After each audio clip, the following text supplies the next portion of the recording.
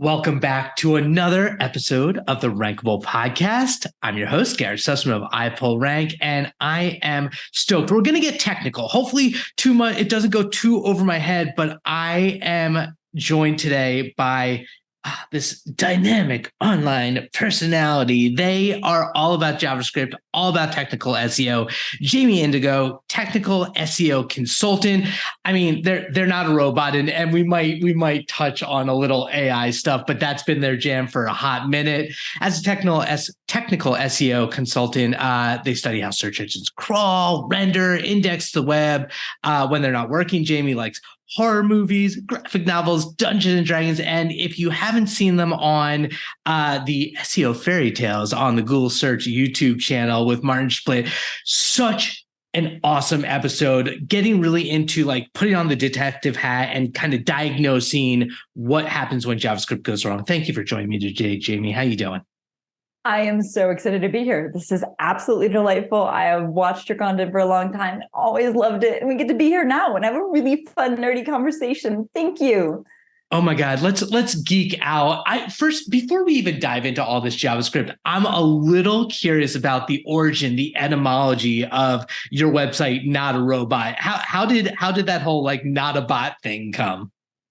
I mean, it works for great branding when you're a technical SEO and people are like, what do you do? Like, you know, all those captchas you fill out? I'm not a robot, but I speak bot. And it actually comes from feedback from when Ashley Berman Hale was my manager the first time. Fantastic. I would fight for her any given day. But my first employee review, she was like, you're brilliant, but you need to understand you're also not a robot and it's okay. Like, be big, bring that personality. And that was such a core moment. I ended up branding my company after that and have had just so much fun in that space and embracing being 100% human technical SEO.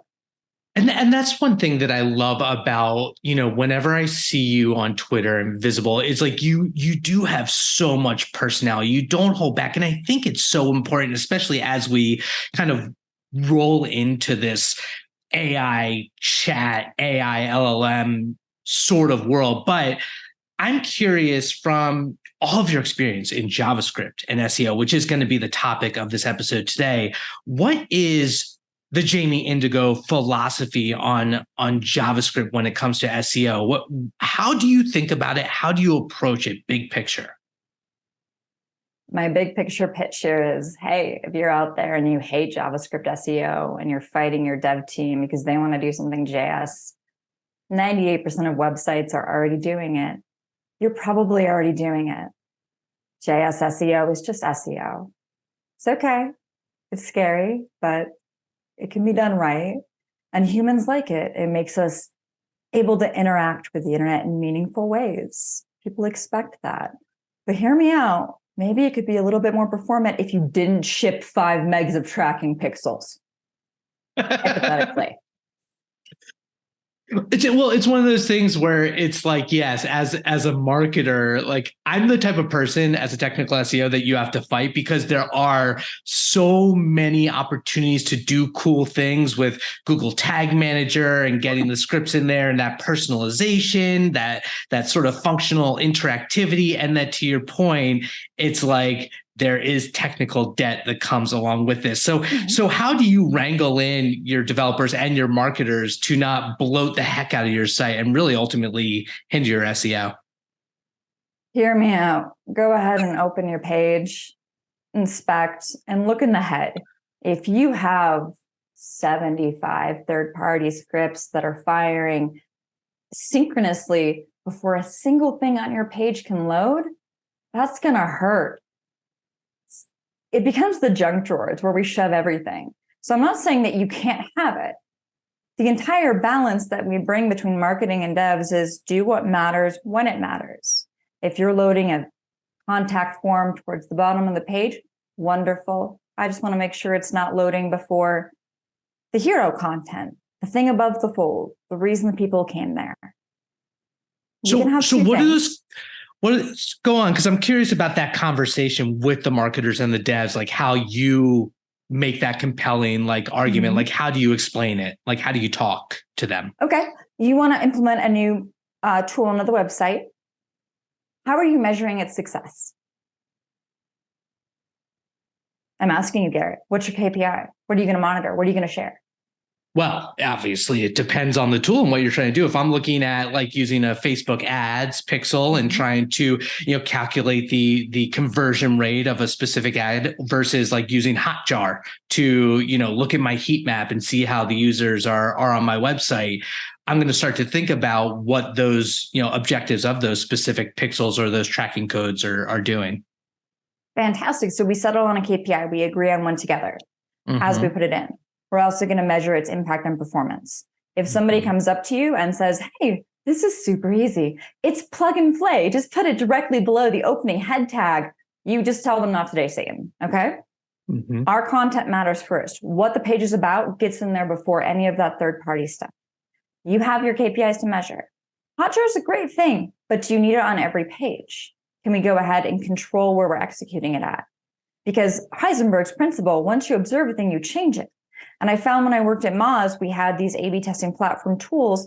And when I had the control on the variable out, because it was a global tag that was render blocking, hey, that means it was in the head, right below the opening head tag. It was synchronous. It got to go before any of my stuff.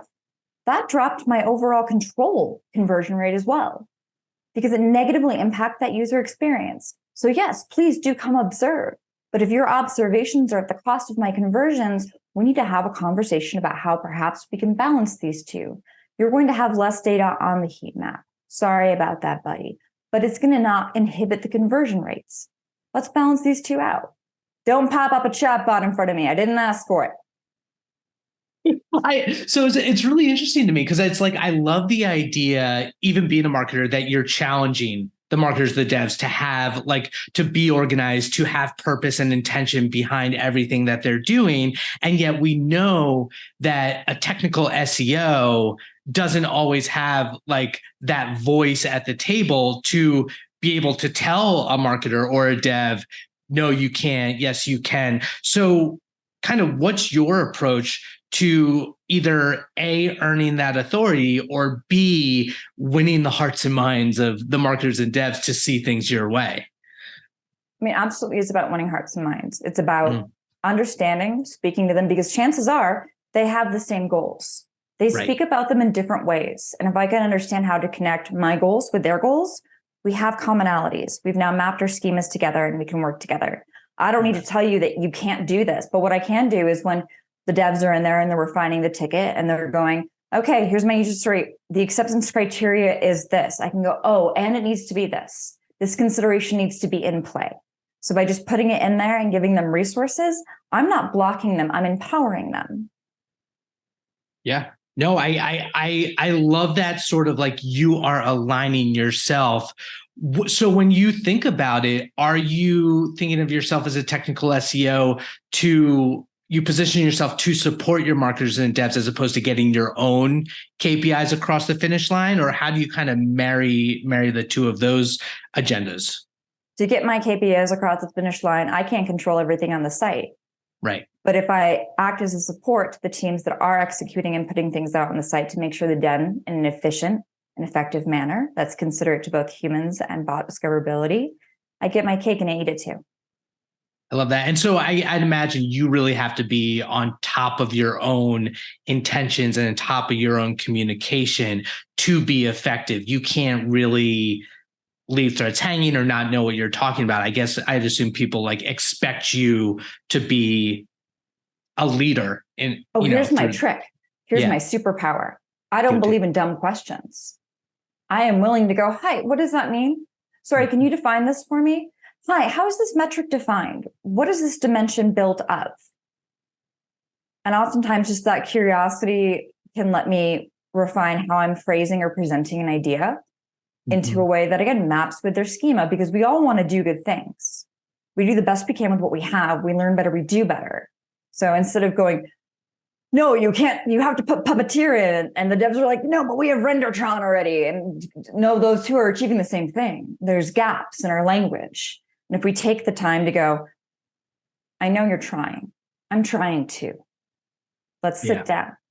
That's really meaningful, especially in a capitalist society where our output defines our value. And if we are simply set to achieve a goal, we often don't consider the human impact, whether it be external users or internal coworkers, and how it affects them.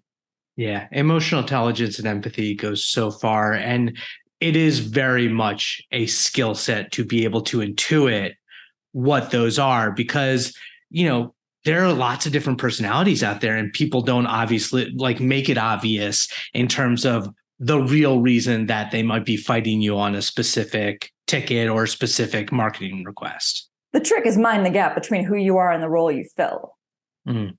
Someone can be mad about something you're proposing. That doesn't mean they're mad at you as a human. So if I can differentiate that gap, I can still approach them with a, dignity, respect, and kindness that they deserve.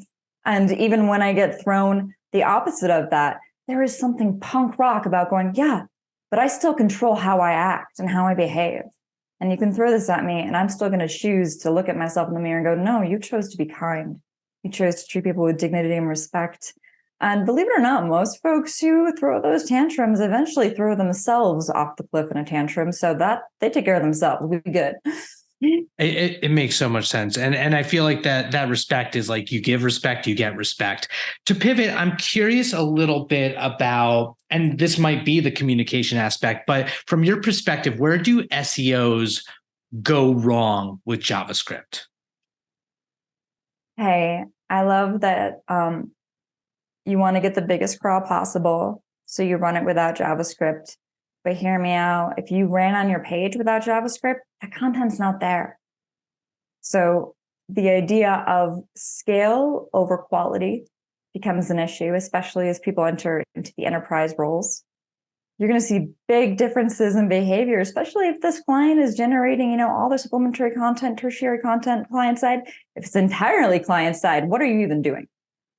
Right. So right. You have to take a stop. I take a pause. Do that first little observation. Is what is presented to you in your data set what you expect? What is missing? What is added? And then refine how you approach it. So do the baby ones first, see what results you get, build out from there, because data integrity ultimately is the cornerstone of your success. If you don't have good data, it's going to undermine your decisions. And I think that the thing that stands out to me is not missing the forest from the trees sort of situation of yes, you might get, kind of granular in your specific objective, but to your point, if the content is not served, then everyone kind of loses in the first place.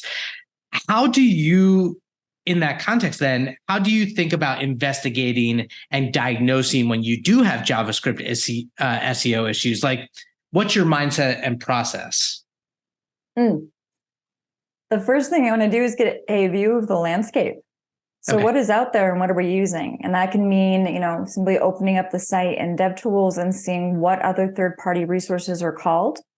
So if I have a third-party resource that their script is responsible for generating content on my page, in order for me to accurately get a full view of that page, it has to be included when I crawl. I want to look at behavior patterns. Are there multiple CMSs on this site? Are you running, a React front end that uses a PIM system to automatically dynamically generate the results on these pages? And then over here, you've got a WordPress site, and over here, you've got Marketo or whatever it may be. Those are going to behave differently. So if I just look at the whole site as a big lump, that's kind of meaningless, because the behavior patterns are related to the back end and the front end that are playing together. If I can identify the patterns and how they behave, then it becomes more meaningful. Instead of going, your website has terrible LCP, I can go, hey, your Marketo instance has really bad LCP because we're accidentally lazy loading the main image. So let's go ahead and fix that. And when you're able to be specific about what needs to be impacted, you go a lot further than going, website broke, please fix. And that ties back to the data integrity part of things too. It's if you have the data to back things up and you can pinpoint where these issues are, then the dev or the marketer will at least have that much more understanding of how you're articulating the problem. If I give someone repo steps, if I give them 1, 2, 3, 4, here's how you do exactly what I did and see what's broken, they can go, oh, it is broken. Right, exactly. So what gets you excited? What types of JavaScript issues do you see and you're oh, I can't wait to unravel that ball of yarn? Oh, I have seen some wild rides. some things.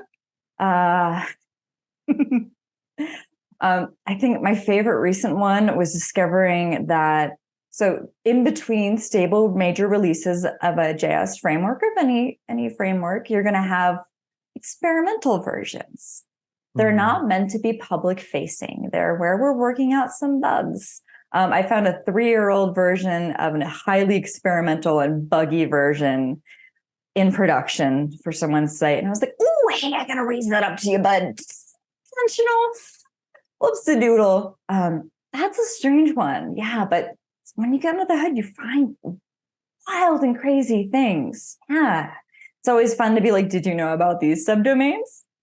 And that was how I bonded with my OPSEC team when I was at Aero Electronics. I would be like, have you seen this body? It has no security certificate and it takes credit cards. Because anytime those are out there, they are security vulnerabilities. I found a Bitcoin mine in one of them once. Do you enjoy that though? Or would you prefer like a more like not obvious and not even boring, but like a more kind of tedious project as opposed to like do you prefer putting on the detective hat and having to discover and having to do some elements of trial and error when you're diagnosing issues? Oh, I live to go down rabbit holes. If I'm honest with myself, it just is, that's my happy place, is burrow deep in here and going, what's this? If you asked me to go ahead and write a bunch of meta descriptions, I would slowly and awkwardly see myself out. But to that point about rabbit holes, one of the great things I love about that you've been doing recently on Twitter is you go into the Google Docs and you've been surfacing these insights, whether it's like submitting, your site maps or things like that. Do you spend a lot of time in Google Docs, and like how do you trust them, and how do you kind of look at that in terms of helping your own SEO knowledge mature? I adore them. I am a Lizzie Sassman stan. Okay. Team Lizzie all the way. And what I have found out, especially as I followed the robots exclusion protocol from going like, it was a commonly accepted thing, but it wasn't an internet standard. Like we all obeyed robots rules out of politeness, but there was no proper definition of what they were. So there was a 2-year process where Lizzie and I believe Gary Elis went through and actually wrote the proposal, got it submitted, got it approved by the internet standards. And I got to watch everything change as a result of that. And one of my favorite tools now is I actually go look at the internet standards, because if it's not sure, that is the sacred tome. That is the source of truth of here's how canonicals work. Here's how this works.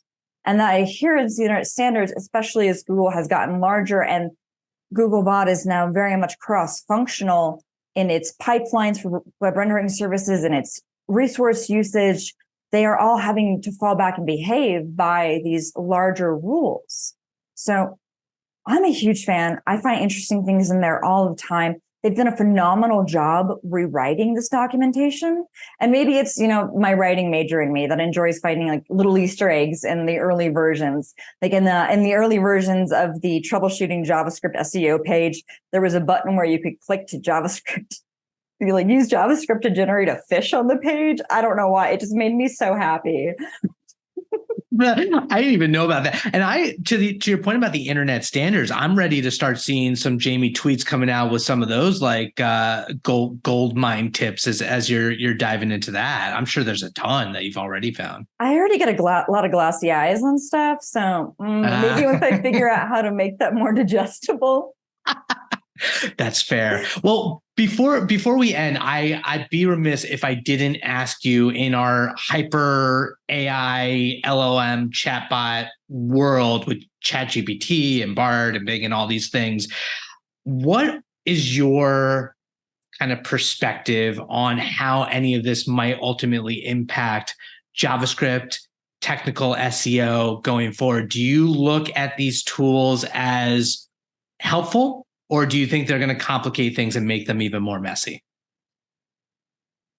When I realized that ChatGPT and other large language models are crawled using Commons Crawler, which is the same thing that, the team behind the Web Almanac used. And we do these great analysis of all of the internet. How is JavaScript used? How big are pages?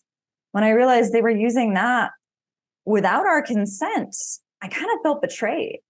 Like our content is out there, and yes, Creative Commons crawls are useful and they are used by many, many sources, but there's a website out there that asks that you can actually put your pictures into and go, have I been trained?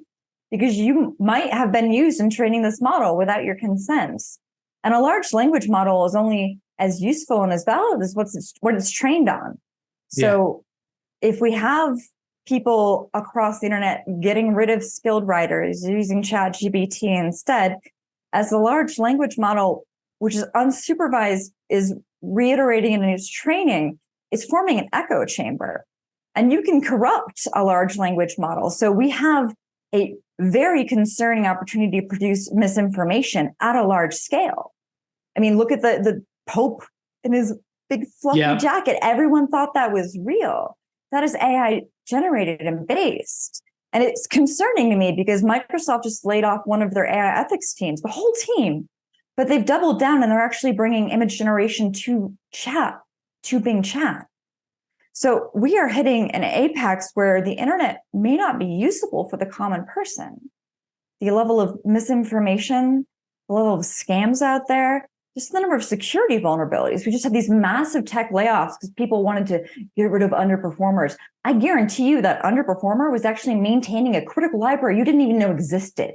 And we've already seen just a couple of weeks ago, massive hacks from the Chinese government stay organized against us because we have these vulnerabilities and we're not paying attention because the goal is to be that late stage capitalist, get the most value out. It is concerning because we are hitting a place where it may no longer be feasible for people to use their phone and Google it and go, oh, I trust that.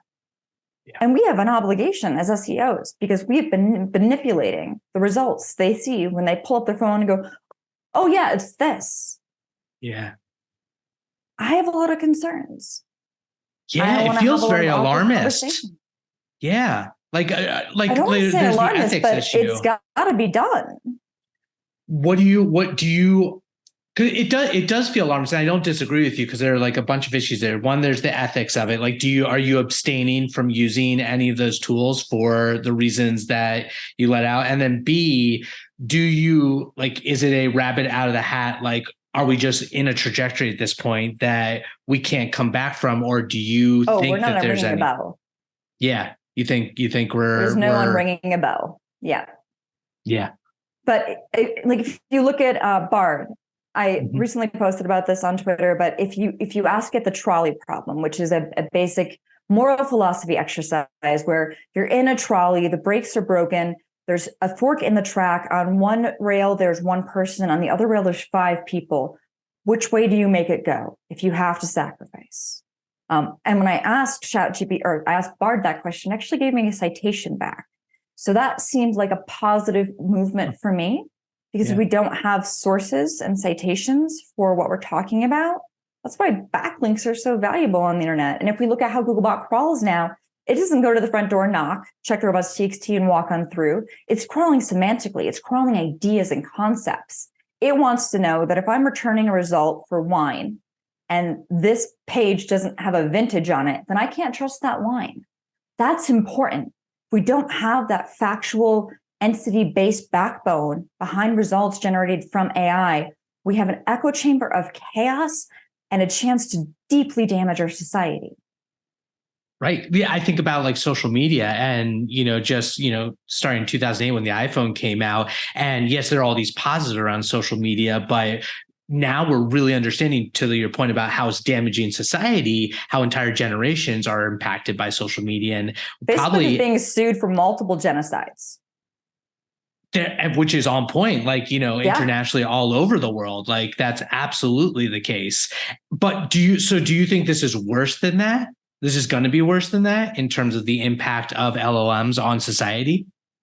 We're getting deep here. We are deep down this conversation. It's really difficult to call anything worse than a genocide. So I'm going to have to sidebar around that question. But I am. Yes.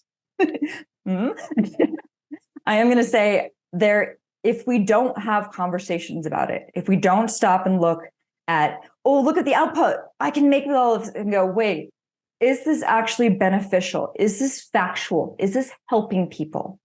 Right. It's how we use it. JavaScript and LLMs are the same idea. It's how you use this tool. JavaScript's like a hammer. It's fantastic for hanging a nail, like putting a nail up so you can hang a picture, but don't use it for a pedicure. In the same way, these LLMs, why do you think we need EAT? We need expertise. Because if it's just the echo chamber, and we're already seeing, by the way, chatbots can hallucinate. We're seeing them hallucinate off of each other. We're seeing ChatGPT and Bard hallucinate together, which fundamentally, I guess, is the most human thing ever, to be asked about something and act like you know what you're talking about. But we have to be aware. We have to have the conversation. Yeah. I mean, it's hard not to feel like punk rock dystopia with what's coming up with all this technology moving so fast. We got deep, and yet that I love geeking out with you. This has been fun as hell. Let's bring it back and have a little bit more fun with the rapid fire rankings. Are you ready for that? Let's go. Okay. Put it on the music, put it on the timer. Okay.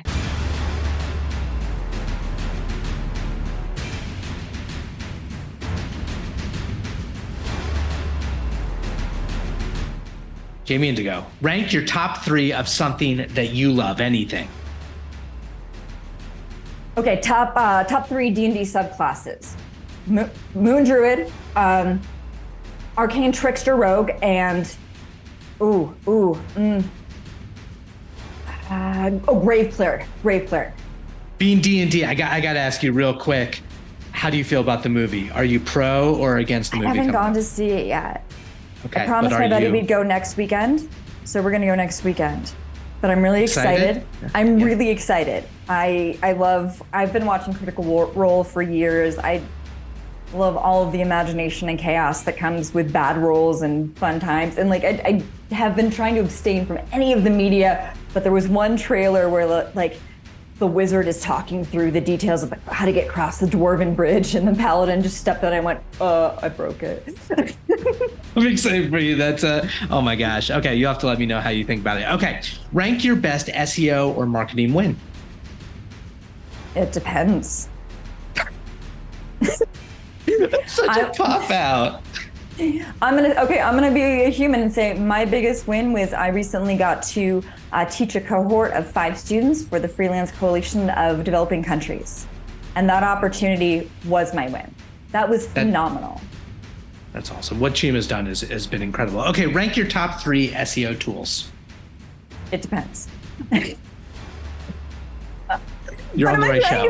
You're on the right show. I love me a good crawler. I love me a good source of truth. So I want some data integrity. I want to know where we're measuring our KPIs at, how it's done, and then I'll take one variable one depending on what you want me to achieve. Sound good? Okay, I can work with that. Rank your best SEO trick or tactic. I mean, it's talking to people. That's my trick. Here's my trick. Go to your dev stand-up. Sit in the back. Don't say anything, but just listen to how they work. Listen to their process and their workflow. Sometimes we get so in our own heads and how we work that we may not understand that that's not how this team works. So how can I be a better ally to them and speak their language? There's so much to be said for taking that time. That's my trick. It's so smart. Okay, rank what you love most about SEO. Does that depend too?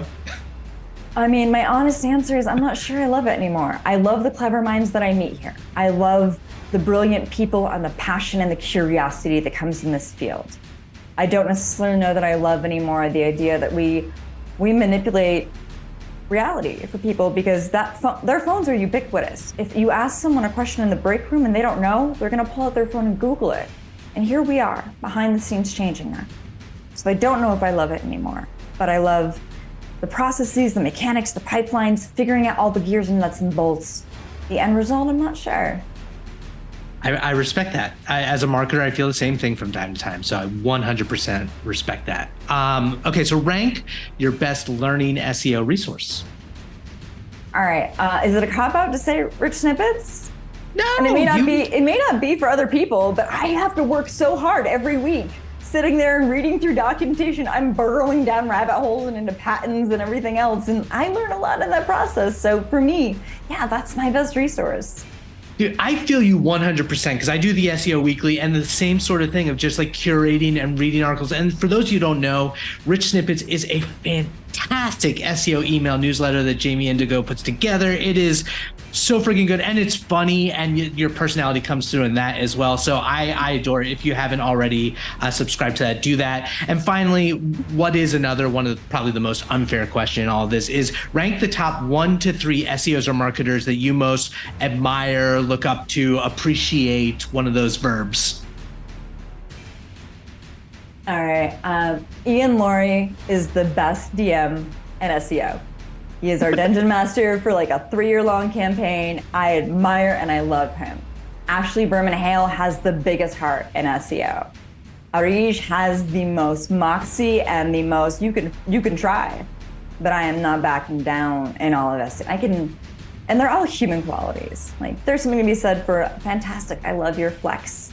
That's a great shirt you got there. But there's nothing to be said for, those really beautiful candid moments. Like the first time I met Hamlet Batiste, I was at Tech SEO booth getting coffee and Python came up randomly and I mentioned a lamentation I had about linking libraries. And he was like, oh yeah, you can fix it this way.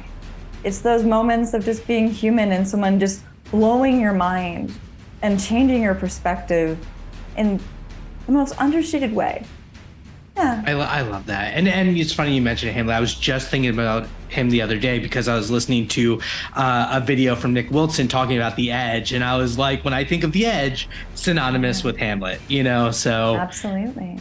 People with impact. Okay. And finally, really important one, rank your number 1 cause or charity that you want to promote. Ooh, that is actually one of the hardest ones. So hear me out. Do you have charity fatigue yet?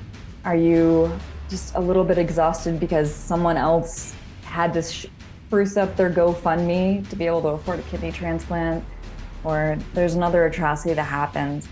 I understand. So the charity I want to promote and give some love to right now is really simple, and I hope there's one in your neighborhood. It's called Free Little Library. And you set up these little boxes and people put books in and take books. There's something to be said for being part of your community and starting there, because the world is big and chaos. And we can't control things across the world or even across our state or our country, but that little step, books go so far. They go a long way. So go find one, grab a book. Maybe you've got some books you're done reading, go throw them in there, especially if they're ones that had a big impact on you, because now they can have a big impact on someone else. And that's just beautiful. And it's right there. I'm inspired. There's one right by this pool that's down the street from me, and so I feel like right after this, I'm going to go out and go and switch it off. It's such a good cause. Thank you, Jamie. Thank you so much for being my guest. This has been an amazing, winding, raveling conversation about JavaScript and morality and humankind and not being a robot. If someone wants to find you online, what's the best way to get in touch? Oh, I am on those Twitters right now. I tried to get away, but honestly, it's quite hard. It's the unfortunate state of the world. That wasn't the point. Hey, Jammer_Vaults. You can also find me over on Mastodon with that same handle. I'm on LinkedIn. I'm probably in your feed. Look for the blue hair. That's me. Actually, that's not true. There were 2 other folks at Brighton with bright blue hair, and one of my friends ran to hug me, and then last minute realized it wasn't me and had to duck and dive. But, maybe check. Maybe it's me. Oh my God, that's hilarious. Thank you so much again for being my guest. I really do appreciate it. It has been an absolute pleasure. Thank you, Garrett. My name is Garrett Sussman of iPullRank. This has been another episode of the Rankable podcast. We will catch you next week. Peace out.